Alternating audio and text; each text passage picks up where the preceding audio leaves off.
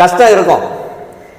ஆரம்ப காலத்துலேருந்து யார் அல்லாவை ஒரே அல்லான்னு ஏற்றுக்கிட்டாங்களோ அதை சொன்ன நபிமார்களுக்கும் கஷ்டம் இருந்தது.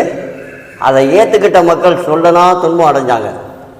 ஏன் இந்த அல்லாவை ஏற்றுக்கிட்ட மக்கள் சொல்லனா துன்பம் அடைஞ்சாங்கன்னா, இது இந்த தீன் இந்த உண்மையான தீன். யார் உண்மையாக இருக்காங்களோ அவங்களுக்கு கஷ்டம் வரும். இந்த தீன்களை நம்மபடி வாழ்ந்தோம்னு சொன்னால் இதுக்கு பின்னாடி மகத்தான ஒரு சொர்க்கம் இருக்குதுன்னு அல்லாஹ்வுடைய வாக்குறுதி இருக்குது. அப்படிங்கும்போது நம்மளுக்கு வாக்களிக்கப்பட்ட சொர்க்கம் எந்த கண்ணுமே பார்க்காத, எந்த காதுமே கேட்காத, இது வரைக்கும் நீங்கள் கற்பனை கூட பண்ணி பார்த்துருக்க மாட்டீங்கிற வாக்குறுதி அல்லாட்ட இருந்திருக்கு.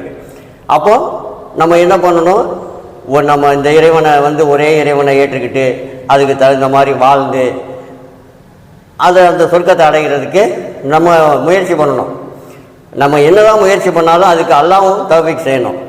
இந்த சொர்க்கத்தை அடைகிறதுக்கு அல்லாஹ் தஆலா நம்மளுக்கு தௌஃபீக் செய்யணும்னு சொல்லிட்டு எனக்கும் உங்களுக்கும் துஆ செய்தவனாக வாஹித் தவானா அல்ஹம்துலில்லாஹி ரப்பில் ஆலமீன். அஸ்ஸலாமு அலைக்கும்